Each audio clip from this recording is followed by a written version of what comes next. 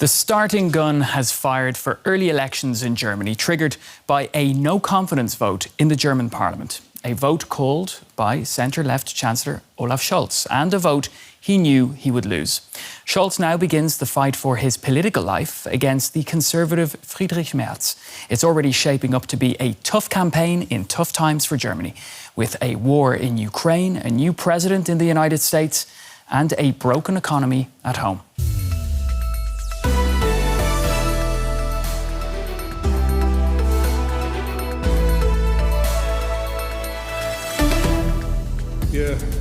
Today, we are finally voting on the question of confidence. Let's be honest with each other in this election campaign. You are leaving the country in one of the biggest economic crises in post-war history. No voter in the last election could have foreseen the challenges. We begin with a confidence vote in the German parliament. Only the fifth time in the country's post-war history, Chancellor Olaf Scholz tabled the motion and expected he lost. The move paves the way for snap elections, which are now planned for late February, in a little over 2 months. So Scholz's governing coalition collapsed after one of his two junior partners, the Liberal Free Democrats, quit the Social Democrat-led government last month. The two parties had long sparred over economic policy, prompting Scholz to fire FDP leader and finance minister Christian Lindner. It was the final straw for the coalition after months of internal squabbling. After Scholz lost his majority in parliament, the opposition Conservatives, who currently lead the opinion polls, pressured the Chancellor to speed up his plan to call a confidence vote.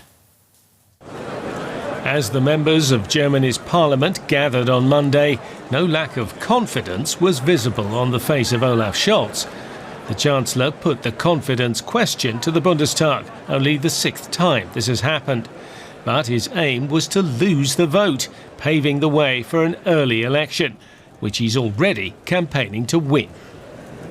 We're a country that pulls together every day, a country that values cohesion over division, a country that does not have its best days behind it, but ahead of it. I will continue to give my all for our country, for Germany every day, and I ask you, dear citizens, to put your confidence in me. Conservative opposition leader Friedrich Merz, who hopes to become the next Chancellor, went on the attack. He said Scholz had harmed Germany. How you behave at the European level is embarrassing. You're a disgrace to Germany. Where were you in the last 22 years? SPD General Secretary?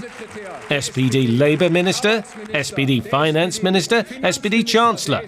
Were you on another planet? Were you in another world? When it came to the vote, Scholz's own party declared confidence in him as expected, but the other parties either abstained or voted against the Chancellor, who was soon on his way to the presidential palace for a meeting with the country's head of state, who now has to decide if and when to hold a new election. President Frank-Walter Steinmeier has already signalled he thinks 23rd of February next year is a realistic date. Then Germans will decide if they want more of Chancellor Scholz or a change of direction. All right, well, for more, joining me here in the studio is DW's chief political editor, Michaela Küfner. Michaela, great to have you. You've spent the day at the German parliament, the Bundestag, yep. So busy, hectic day for you. We have the result that we've been expecting for weeks. So what happens now?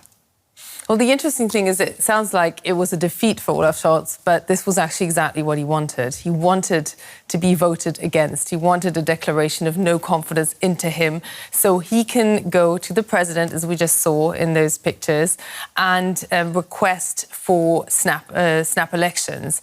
But the president will now also talk to different parliamentary groups, because his role in this, normally it's a largely ceremonial role, but when it comes to issues of the constitution, of keeping the country stable, of whether there are fresh elections, he's kind of the gatekeeper for that.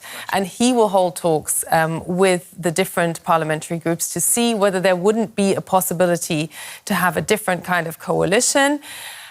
Pretty soon, he will very likely come to the conclusion that there need to be snap elections, and then he will call those elections. He will dissolve Parliament, call for those elections, and he already indicated that those would be on the 23rd of February. So this is kind of following protocol now, rather than actually having to persuade a president to go for these elections. All right, so we're talking about if all that happens, as you're predicting. Yeah. It will, all right. That's in a little over 2 months' time. So Yeah. we're basically in the campaign season now. What are the issues that are set to dominate the campaign trail? We got a real taste of this campaign season today. It didn't feel like the end of anything. It felt like the beginning of the very heated campaign that we'll see. Now, Olaf Scholz would like to have as top election topics, yes, the economy as well, but not so much, because he's pointing towards the previous government, which allegedly has responsibility, forgetting that he himself was the vice chancellor in that coalition. He wants to do it on raising the minimum wage. He wants to reassure Germans in these very unstable times. He wants to raise it from 12.41 euros to 15, which would essentially simply be fulfilling a trade union demand. And also on social security, he wants to reassure. He reassured pensioners today. He tried to reassure people that groceries could become, if not cheaper, at least the costs could stabilize, because he wants to reduce the tax on groceries. On the other hand, you have Friedrich Merz, who wants to go all the way on the economy, who really went on the attack there today, who charges Olaf Scholz with having done a bad job, particularly on the economy, on trying to stimulate growth again. Right. Because, I mean, that's fact. That's the data is showing that all of that is pointing downwards.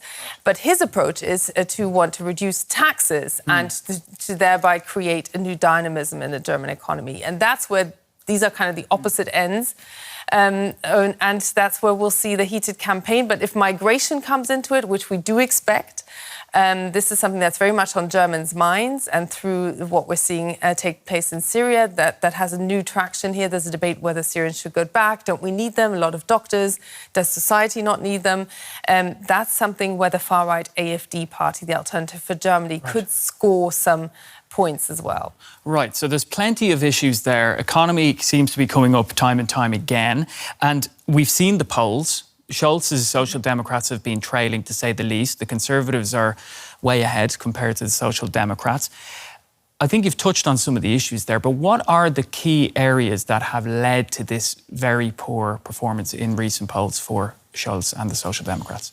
Well, this was always a three-way marriage of necessity, because the majority wasn't there, so it was seen as a bit of a political experiment, but it started off as a future-oriented coalition.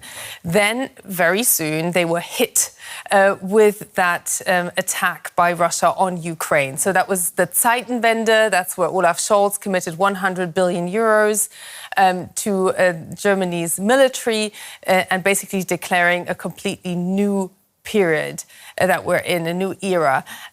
But they had, just over a year ago, their budget got blown out of the water by a constitutional court ruling, and that left them short of money, short of some 18 billion euros, and that money was never quite found. So we saw a lot of political wrangling. We saw a finance minister resisting, forgetting all about the debt break, which is something that Olaf Scholz himself made sure actually came into being in the first place. He's a big fan of that, in principle. And to put it bluntly, it's a three-way coalition. They all needed their project served. That required a lot of money and a lot of coordination. Falling on hard times financially is nothing that this coalition actually managed to survive. And here we are.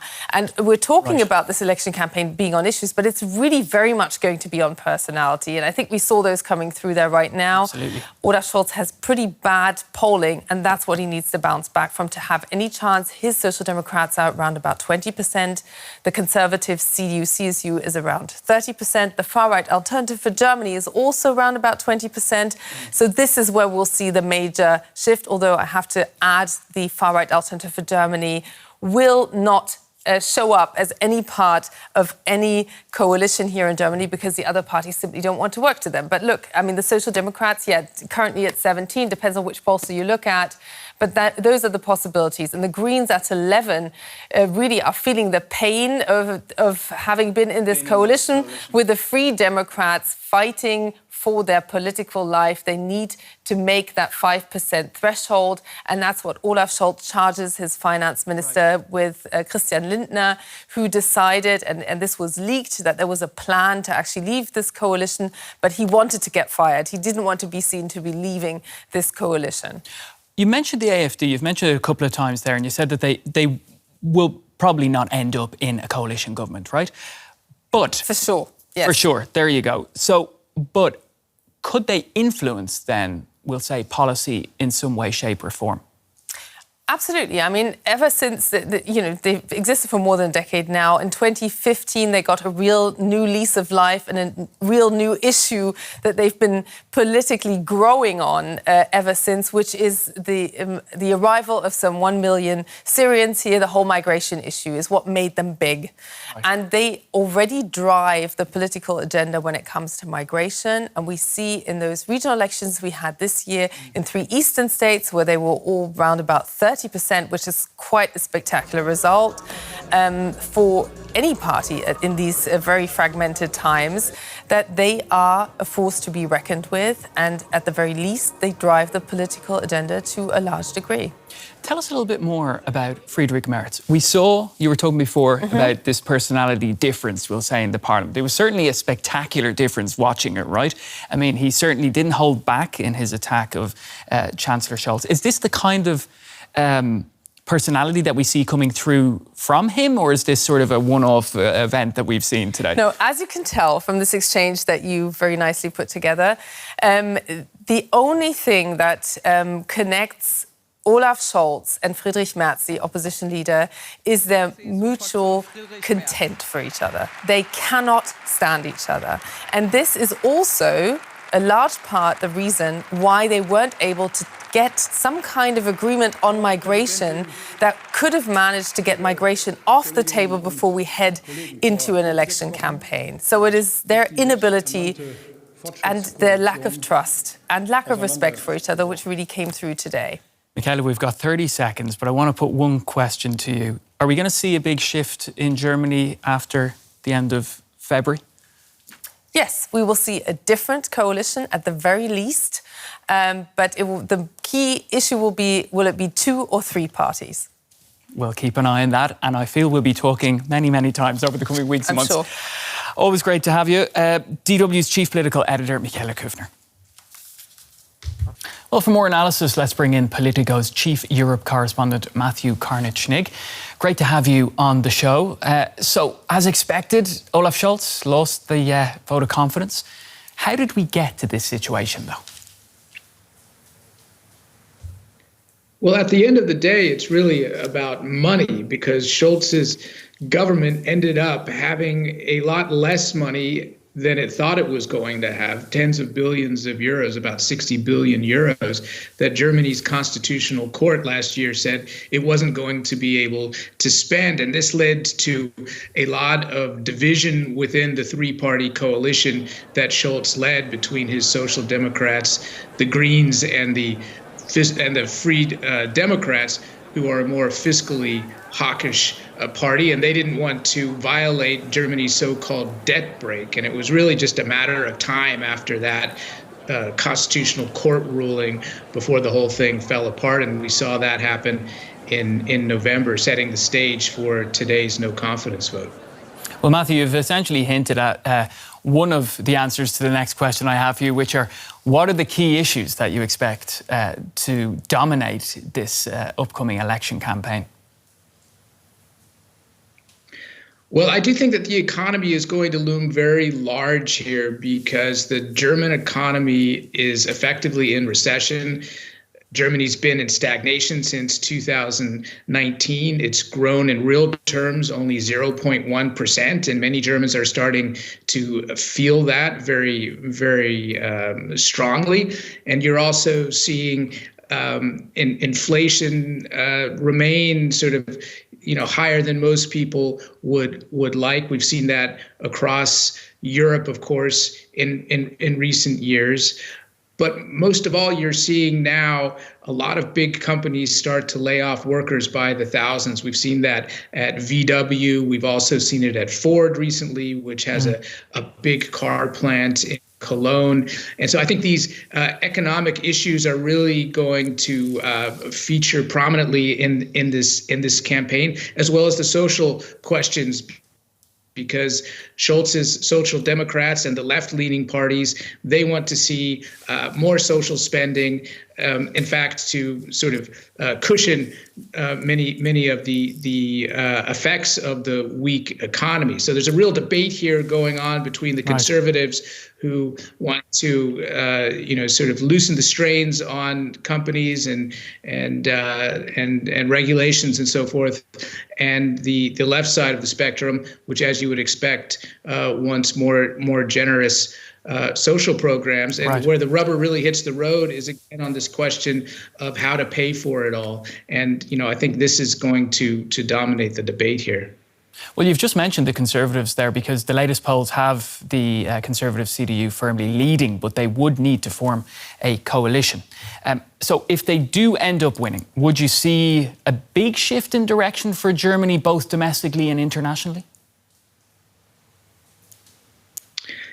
I really don't think so, to be honest. I mean, Germany, it's pretty rare to see big changes in directions. I mean, this is more kind of shades of gray. And as you say, if the next coalition includes the CDU, the center-right party, and the Social Democrats or the Greens, which seems very likely, would be a coalition either with one or both of those parties, depending how many votes they get, then the likelihood is that you're going to see a government that might be a little bit more conservative on some of these economic issues, but at the end of the day, in terms of policy, it's going to look very similar to what we've had before. But the question is, what are they going to do about the spending limits? Germany has a constitutional debt break, and I think they need to find a way to deal with that question before they can do anything else.